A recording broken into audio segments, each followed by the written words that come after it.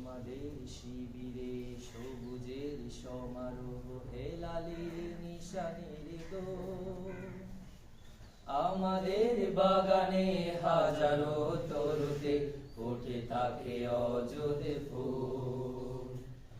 আমাদের শিবিরে সবুজের সমারোহ হেলালি নিশানের দোল।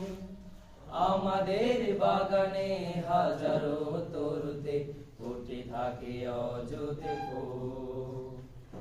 আমাদের কাফেলায় তাকবীর ধ্বনিতে মুখরিত হয় আসমান।